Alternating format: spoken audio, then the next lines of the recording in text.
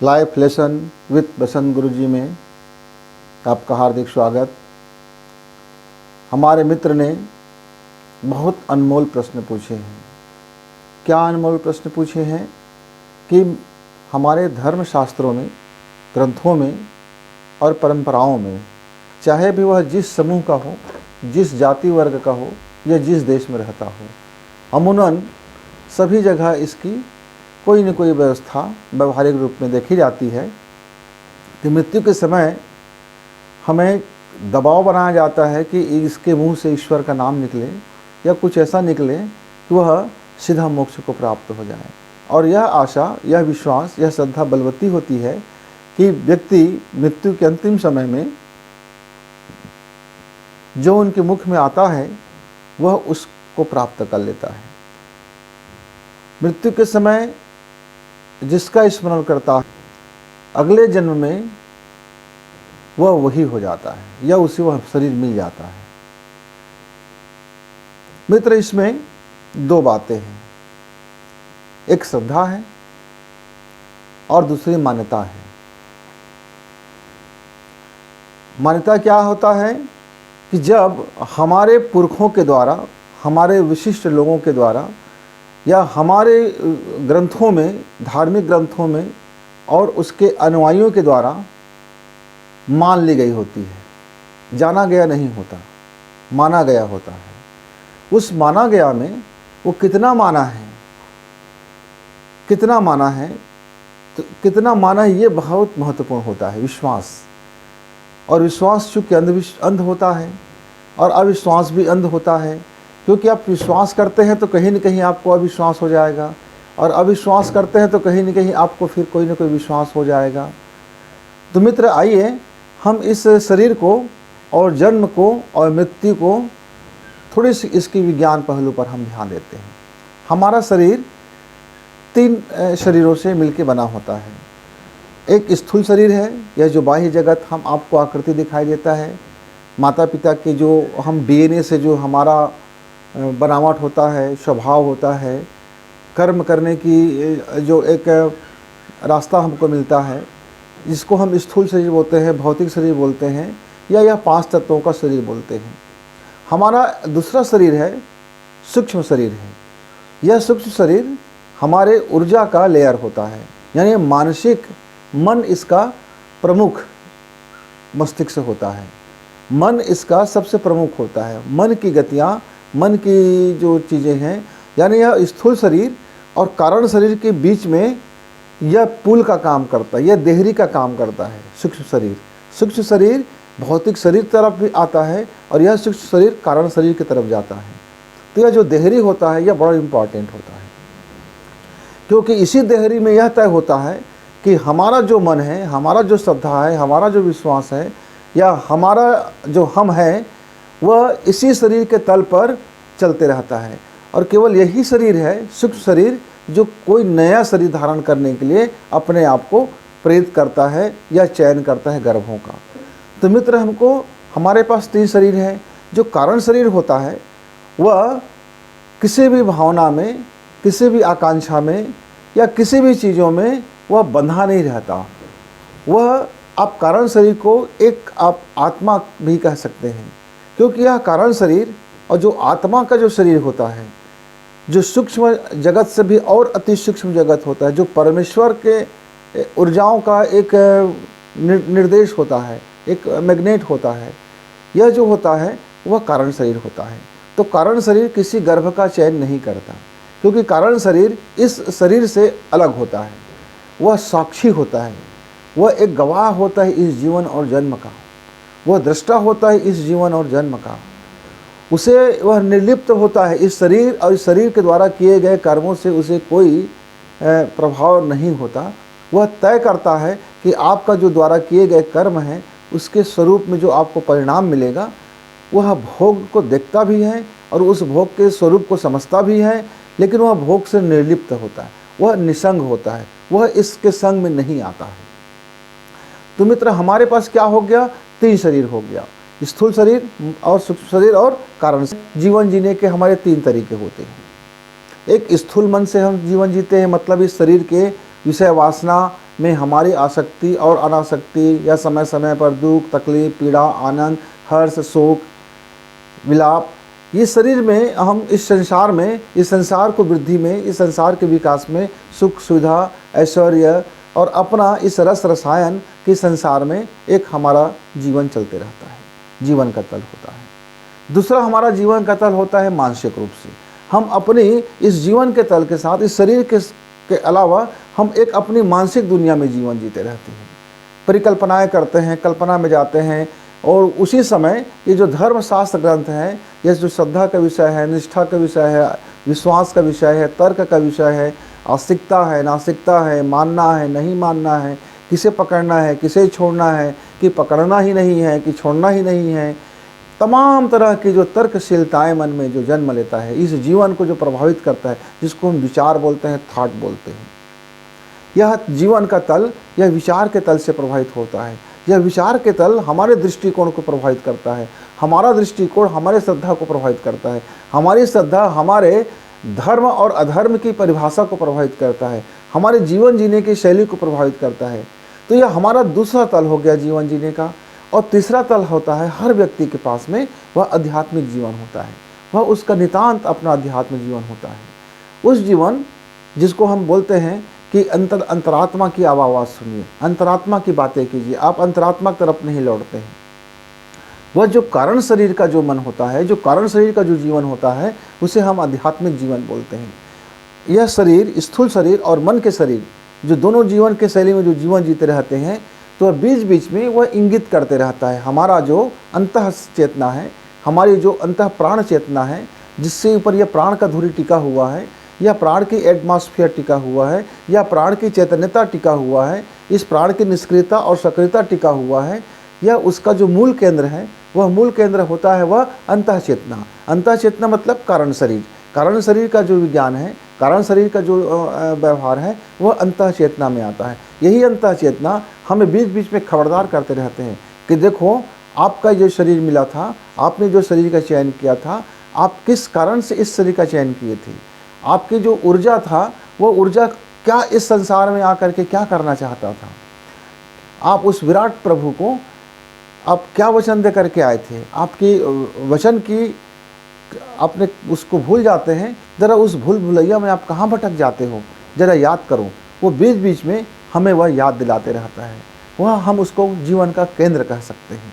वह जीवन का केंद्र हमें बात बात में, बीच बीच में और हर दम यह चीज़ें हमें याद दिलाते रहते हैं। वो अलग बात है कि हमारा जो सूक्ष्म मन है, उसको सुनकर भी कई बार अनसुना कर देते हैं, कई बार सुनकर अनसुना नहीं करते हैं, तो जीवन में 360 डिग्री परिवर्तन हो जाता है। जब उसको सुन लेता है उस अंतः चेतना को, तो व्यक्ति अपने जीवन को पल भर में बदल देता है।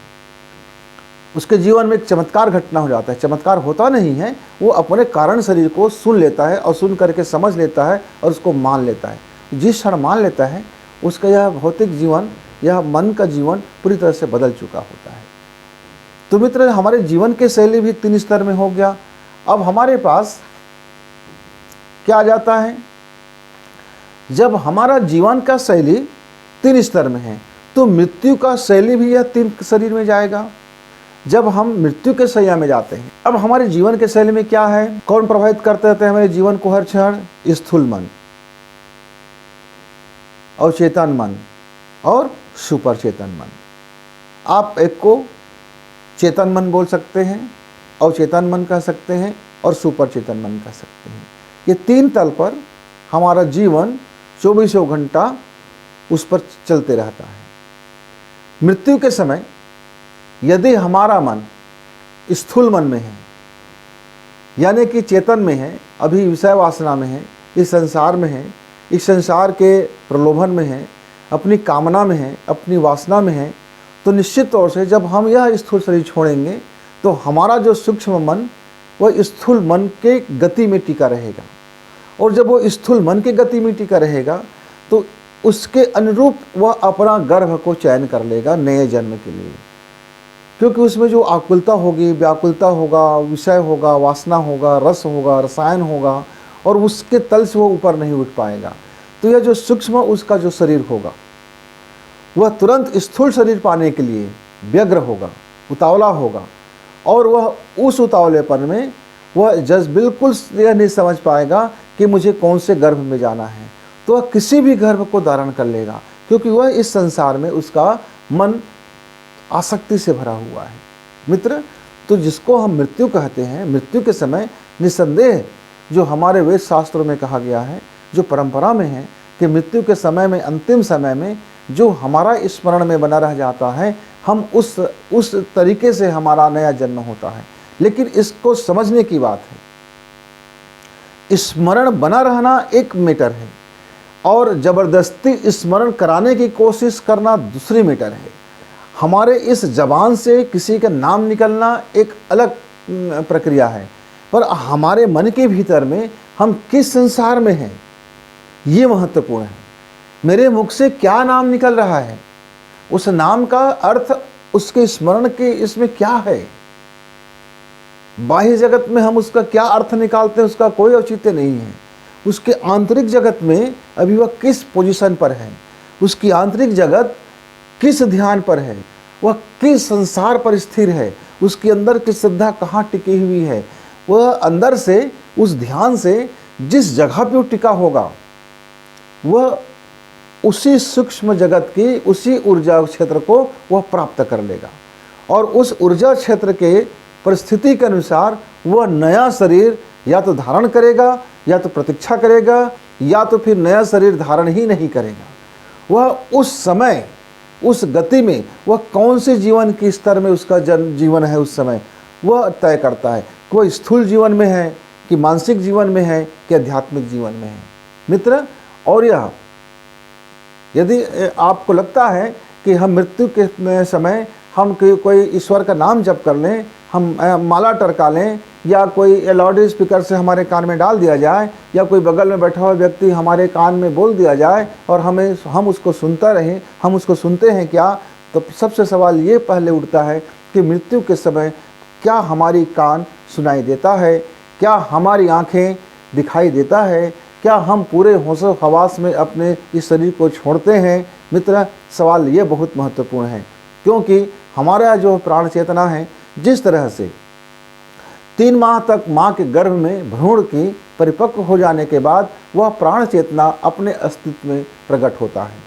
3 माह उनको लगता है अपनी प्राण चेतना को अस्तित्व में आने के लिए, और फिर वह 3 माह से जब 3 माह के बाद 9 माह के अंतराल में 6 माह उनको लगता है अपने प्राण चेतना को पूर्ण विकसित करने के लिए। तो 9 माह के वक्त में हमारे मनुष्य जगत में उस जीव को अपने प्राण चेतना में आने में लगता है। तो क्या आपको ऐसा लगता है कि एक झटके में हमारी प्राण चेतना इस शरीर को छोड़ देता होगा? विचारणीय प्रश्न यहाँ है मित्र। जब हमारे उस प्राण चेतना को जो सूक्ष्म शरीर, जो कारण शरीर से स्थूल शरीर में रहता है, स्थूल शरीर से आपकी दैहिक शरीर में प्रकट होना चाहता है, जब वो चैतन्य में आता है, तो जो हमारा सूक्ष्म शरीर है वह स्थूल शरीर में तालमेल बैठाने में मनुष्य जगत में उसे 9 माह का वक्त लगता है। यह 9 माह के वक्त में अपने को प्रकट करता है। ठीक ऐसे ही जो शरीर जितने वक्त में अपने को प्रकट करता है, जो गर्भ का जो काल है, जो पशु है, पशुओं को जितना समय गर्भ में लगता है उसके नवजीवन में आने में, चेतना को आने में, ठीक वैसे ही उसको उस शरीर में मृत्यु से पहले वह अपने प्राण चेतना को उस शरीर को छोड़ने में लग जाता है। मनुष्य बहुत इम्पॉर्टेंट है हमारे लिए, क्योंकि हम मनुष्य हैं, तो हम अध्ययन इस मनुष्य के बाबत करते हैं। कल्पना कीजिए 9 माह में उसको कंप्लीट लगा इस सूक्ष्म मन को, सूक्ष्म शरीर को स्थूल शरीर में प्रकट होने के लिए। ऐसे ही सेम प्रक्रिया और उतना ही टाइमिंग उसे यह देह को त्यागने में लगता है। बहुत कम ऐसे मनुष्य होते हैं जो इस प्रक्रिया से अपने इस शरीर की त्याग करते हैं, और जो मनुष्य इस प्रक्रिया से अपने शरीर को त्याग करते हैं उसको ही हम समाधि कहते हैं। कहते हैं फलाना महापुरुष ने समाधि लिया, फलाने महापुरुष ने अपनी देह त्याग किया, फलाने महापुरुष ने अपने को विराट ईश्वर में समाहित कर लिया। मित्र, वह 1 घंटा का, 1 मिनट का, 1 क्षण का प्रक्रिया नहीं होता। गर्भ में आने से लेकर के गर्भ में संपूर्ण चैतन्यता होने में जितना वक्त लगता है, कहीं उससे ज़्यादा वक्त, कहीं उससे ज़्यादा परिश्रम, कहीं उससे ज़्यादा समझ वह इस शरीर को त्यागने में लगाता है, क्योंकि शरीर से उसे मोह हो जाता है, इस शरीर के संसार से उसे मोहग्रस्त हो जाता है।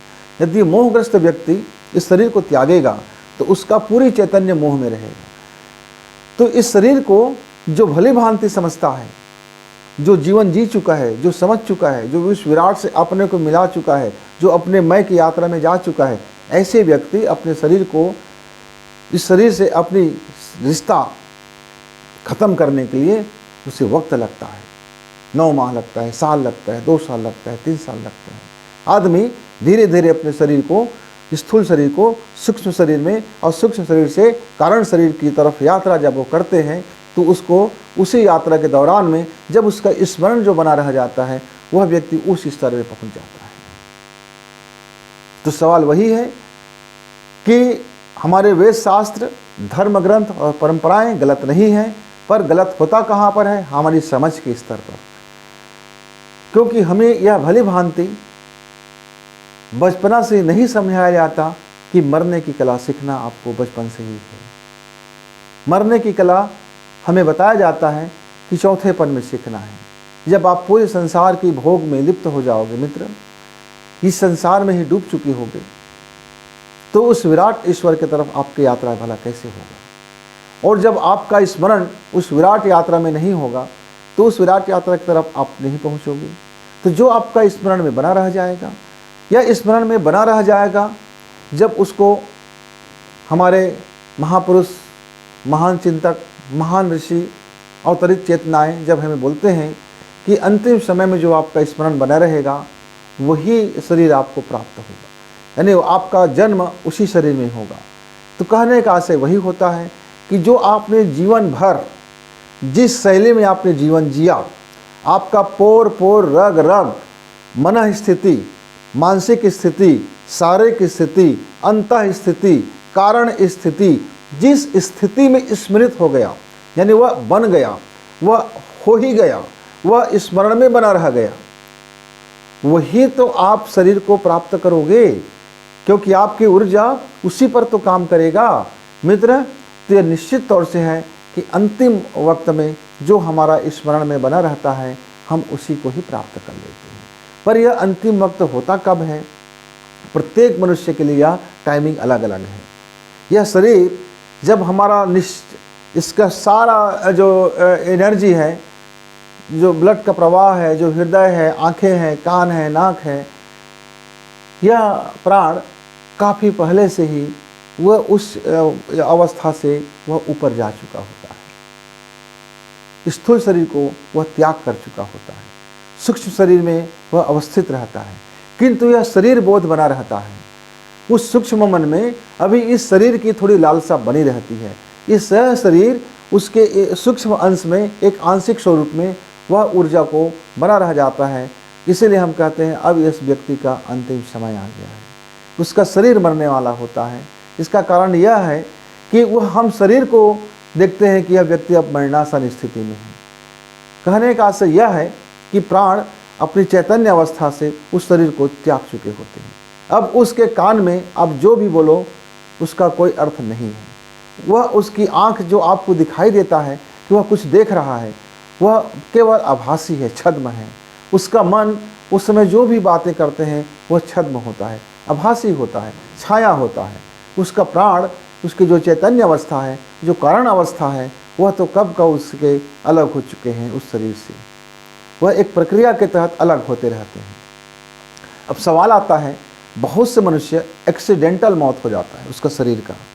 बहुत से मौत ऐसे होते हैं कि अभी वह बात कर रहे हैं और उसका शरीर त्याग देते। कुछ मनुष्य अति मानव स्तर के होते हैं, उसका जीवन अध्यात्म की धुरी में टिका रहता है और उसका जो क्रियाकलाप है इस शरीर के धुरी में चलते रहता है। वह एक साथ तीनों शरीर में जीवित रहता है और वह एक साथ अपने तीनों शरीर में वह यात्राएं करते रहते हैं। और जब उसको किसी भी शरीर को छोड़ना होता है तो वह पल भर में वह उससे वह विदा ले लेता है। जैसे हम अपने कमीज को निकालते हुए एक क्षण में शरीर से कमीज को निकाल करके हम खूंटी में टांग देते हैं और उसके तरफ हमारा ध्यान बिल्कुल नहीं जाता है। तो ऐसे महामानव भी होते हैं, ऐसे महापुरुष भी होते हैं जो अपने इस भौतिक शरीर को क्षण भर में त्याग कर सकते हैं, अपने वह सूक्ष्म शरीर को भी वह क्षण भर में त्याग कर सकते हैं, क्योंकि ऐसे महामानव जो होते हैं वह सूक्ष्म शरीर के देहरी पे जीवन जीते हैं। वह पल भर में वह कारण शरीर में आ जाता है या वह पल भर में यह स्थूल शरीर में भी आ सकता है।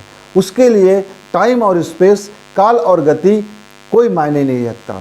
वह टाइम और स्पेस से बिल्कुल उसका जो जीवात्मा का जो प्राण शक्ति है बिल्कुल अलग होता है। वह महान प्राण शक्ति होते हैं जो टाइम और स्पेस उसको पकड़ नहीं सकता, और सामान्य मनुष्य का जीवन टाइम और स्पेस पे चलते रहता है या काल गति में चलता रहता है, इस काल के धुरी में चलते रहता है, इस काल के प्रभाव में चलते रहता है, इस काल के विषय वासनाओं में चलते रहता है।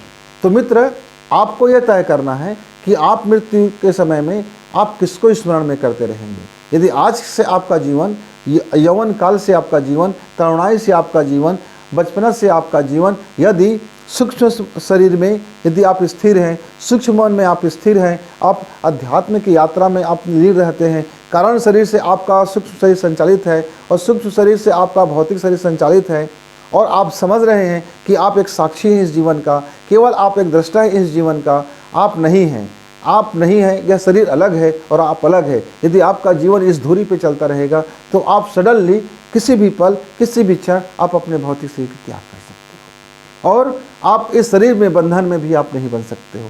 आपका मुक्त आप तभी हो गए थे जब आपने कारण शरीर में आप स्थिर हो गए थे, यह केवल शरीर इस जगत में कार्य कर रहे थे। तो मित्र, आपका सवाल का जवाब आपको मिल गया होगा कि हमारा जो स्मरण जो जीवन में बना रहता है, जो जीवन शैली में जो हमारा स्मरण बना रहता है, वही स्मरण, वही काल गति, वही इस शरीर को त्यागने के बाद हमारी गति होती है। अंतिम समय में हम क्या बोलते हैं, यह मुंह क्या बोलता है, यह मन क्या बोलता है, यह बाहरी लोग क्या सोचते हैं, यह प्रभावित नहीं होता। आपका जीवन जिस स्मरण के धुरी पे बना रहेगा वही आपका नया जन्म, नया जीवन, नए शरीर का कारण बनता है। मित्र, आपका प्रश्न अनमोल था, इसके लिए धन्यवाद, इसके लिए शुक्रिया कि इस प्रश्न को आप जिंदा रखिए और अपने भीतर में अपना स्मरण बनाए रखिए कि आपको यह शरीर त्यागते समय क्या स्मरण में बनाए रखना है। वह स्मरण का अभ्यास लगातार करते रहिए।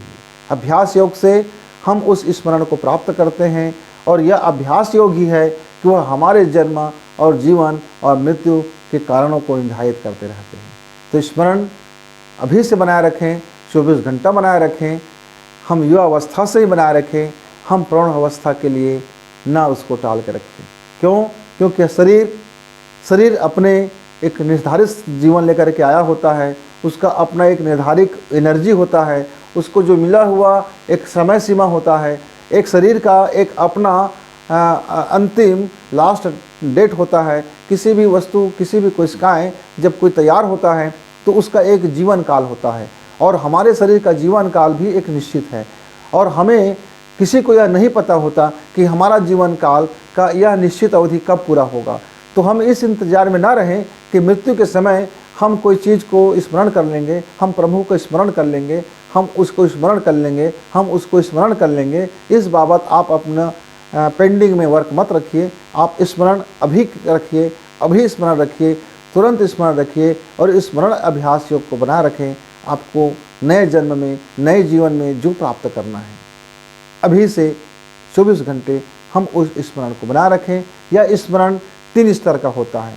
एक स्थूल स्मरण जिसको हम मस्तिष्क या बुद्धि का कहते हैं, दूसरा स्मरण हमारा मानसिक होता है जिसको हम अवचेतन मन कहते हैं या सुपर चेतन मन कह सकते हैं, और तीसरा स्मरण होता है कारण शरीर का, कारण मन का।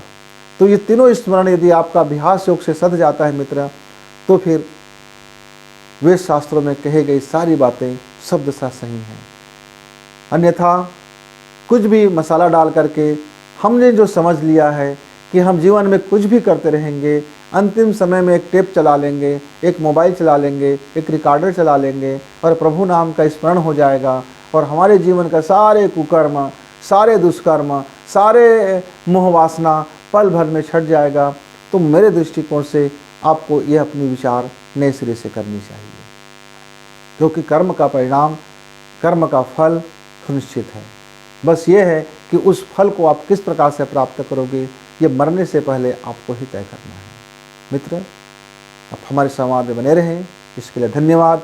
फिर कभी किसी मित्र के सवाल पर अपने संवाद रखेंगे। तब तक के लिए अपने वाणी को विराम करते हुए धन्यवाद।